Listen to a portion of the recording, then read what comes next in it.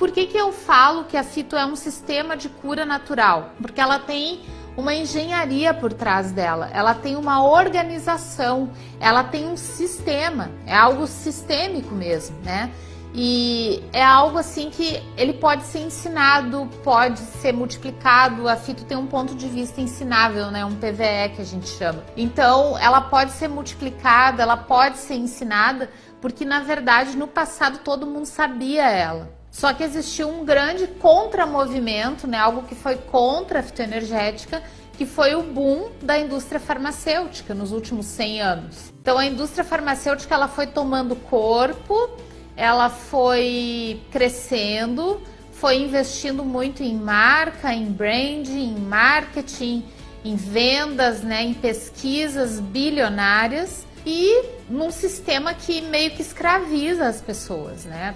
A indústria farmacêutica, ela passa uma mensagem comercial, uma mensagem nas propagandas de que sem o remédio a gente é fraco, a gente não consegue, a gente se torna impotente. Então você vira uma vítima, né, da doença. A doença é o vilão, você é a vítima e a indústria farmacêutica pode te salvar. Então tudo isso que foi feito, né, nos convenceu que o caminho da farmácia é melhor que o caminho da floresta, é melhor que o caminho da horta. Então hoje a humanidade toda acha muito mais prático pegar um remédio no balcão da farmácia, ir até a farmácia, do que encontrar o caminho da floresta, da reconexão, da cura natural. O que acontece? A indústria farmacêutica, ela mascara a nossa ineficiência em se autocurar. Então você tem um sistema dentro de você extremamente curativo, eficiente, que é mascarado pelo remédio. E aí o remédio nunca vem sozinho. Ele deixa um rastro de subproduto dentro do seu corpo, do seu fígado, seus rins ficam sobrecarregados, seu sangue fica sobrecarregado, o seu corpo tem que lidar com isso, enquanto que um sistema de cura natural, ele não deixa rastro de subproduto, porque o que acontece? Você e a planta vivem dentro do mesmo ecossistema. Então vocês foram feitos um para o outro. Vocês combinam. O arranjo molecular, a estrutura do DNA, o arranjo interno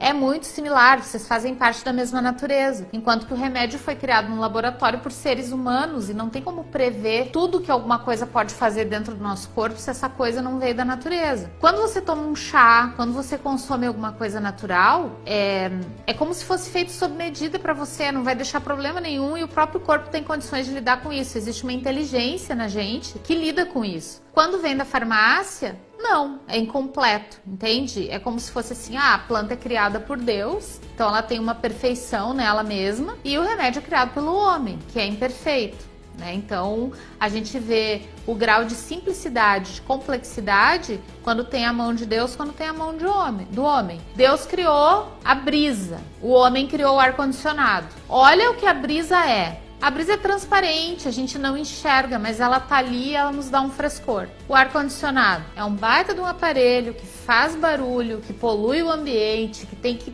ter uma tomada para ligar, né? Uma coisa mecânica. Olha todo o nível de complexidade. Então dá para saber exatamente quem criou um e quem criou o outro. Deus criou a brisa, o homem criou o ar-condicionado. Aí quando a gente fala de planta e de remédio, também dá para ver quem é que criou um, quem é que criou o outro. A planta é totalmente autossustentável. Se uma semente cai no chão, ela vai brotar e vai nascer outro pé daquela semente que caiu ali. O remédio, né? O remédio precisa de plástico, precisa da pílula, precisa da caixa, precisa da bula, precisa...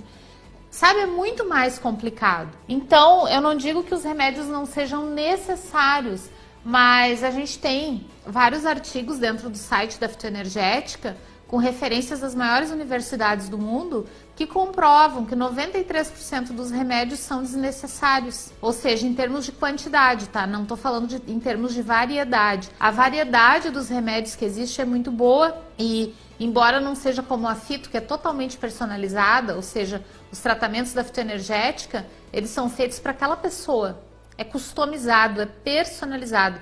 É feito para cada pessoa de uma forma diferente, mesmo que a doença seja a mesma. Então, se eu tenho 10 pessoas com depressão, cada uma delas vai ter um tratamento diferente, porque os motivos que geraram a depressão São diferentes, porque as pessoas são diferentes, elas têm vidas diferentes. Então, na fito, os tratamentos são personalizados. E na indústria farmacêutica, não. É um remédio para dor de cabeça, é um remédio para o rim, é um remédio para o fígado, é um remédio para dor nas costas, é um remédio para garganta. E aí, todas as gargantas são iguais? Será que todos os fígados são iguais? Todos os rins são iguais? Não, porque todas as pessoas são diferentes. E cada uma tem um jeito de lidar com a sua cura interna, com o seu processo de cura interno. Então, a indústria farmacêutica não tem essa preocupação. A preocupação dela é padronizar, ajudar também, tem essa preocupação de ajudar, mas ajudar de um jeito que fica efeitos colaterais, que fica contraindicações e que o corpo precisa lidar com isso, entende? Então, a proposta da fito, por que ela é um movimento cultural que eu falei, né? Ela é uma tecnologia porque é energia limpa, é tecnologia limpa, ela não deixa rastro, não deixa subproduto e é algo extremamente evoluído, extremamente ousado. Tem uma hashtag, né, que a gente criou e que eu gosto muito, que é a seguinte hashtag: a natureza sabe mais. A natureza sabe mais. E sabe mesmo. Sabe muito mais do que os homens, sabe muito mais do que a gente. Por que que os bichos, os animais, eles têm uma relação de amor com a natureza, de contemplação com a natureza e de respeito? Por que que eles têm essa relação? Porque eles reconhecem na natureza o próprio Deus. Quando você vê um gato num jardim, quando você vê um cachorro brincando, quando você vê uma onça passeando na floresta, um urso, você vê uma relação de extremo respeito com a natureza, né? Você vê uma relação de amor que os xamãs tinham, que os índios têm, que alguns povos, os aborígenes têm. Então, os povos mais sábios e mais antigos da Terra, eles ainda têm essa relação de ver Deus na natureza, de encontrar sabedoria e a tecnologia mais avançada que existe. Eu acho que é o Leonardo da Vinci que dizia que a simplicidade é o mais alto grau de sofisticação. Então, na natureza, a gente encontra simplicidade, a gente encontra lógica, a gente encontra padrões, a gente encontra um funcionamento ímpar e que a natureza se remodela, ela se refaz, ela se ajusta com simplicidade, né? Então, a fitoenergética, ela, além de ser uma tecnologia que vem da natureza, ela é um sistema de cura natural, porque ela tem essa organização, e ela é um movimento cultural, porque ela vai contra esse movimento que veio com a Revolução Industrial. Quando a Revolução Industrial surgiu lá, né, no final dos anos 1800 e começo dos anos 1900, quando a Revolução Industrial veio, ela estava muito preocupada em padronização em escala, né, ou seja, produzir em escala e padronizar. Então a indústria farmacêutica entendeu que tinha que padronizar o ser humano, que todo mundo era igual, que o ser humano era uma máquina. Tanto que as pessoas trabalhavam nas indústrias e trabalhavam 16 horas por dia, 18 horas por dia, sabe? Sem receber a mais por isso. Como se aquela máquina que está funcionando, né, tivesse uma relação com a pessoa também.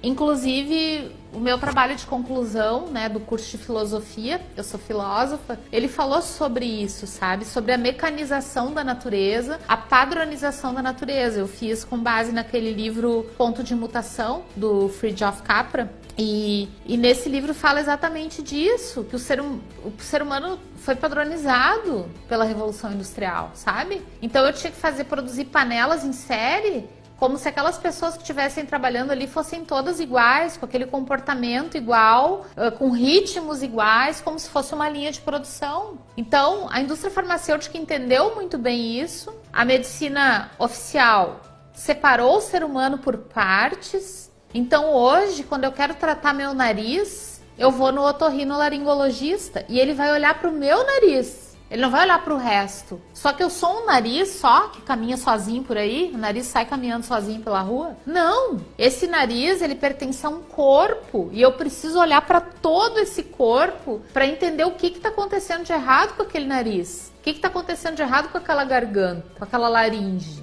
Entende? E a indústria farmacêutica, a medicina oficial fizeram um casamento perfeito, entendendo que eu não vou tratar a Patrícia, eu vou tratar o rim da Patrícia. Eu não vou tratar o Alexandre, eu vou tratar o fígado do Alexandre. Tá, mas o fígado não é sozinho. Ele funciona dentro de um corpo. O que o Alexandre pensa? O que ele sente? Quais são as emoções inferiores que se passam dentro dele? Raiva, medo, mágoa, né? Como é que ele tá vivendo a vida dele? Ele vive num ambiente tóxico, com pessoas tóxicas, ou ele vive num ambiente saudável, com gente boa ao redor dele? Então tudo isso tem influência. O que ele come? né? Como é que é a alimentação dele, como é que ele pensa, que horas ele vai dormir, que horas ele acorda. Então tudo isso influencia na saúde e a fitoenergética, ela olha para tudo isso. Por isso que a gente fala, não existe tratamento para rinite na fitoenergética, mas tem um tratamento para o dono da rinite, para aquela pessoa que através da rinite está manifestando um desequilíbrio e a gente precisa equilibrar o motivo que gerou a rinite. E aí a pessoa, por consequência disso, se cura. Então vocês entendem que a fitoenergética é um contramovimento cultural a tudo isso que começou na Revolução Industrial.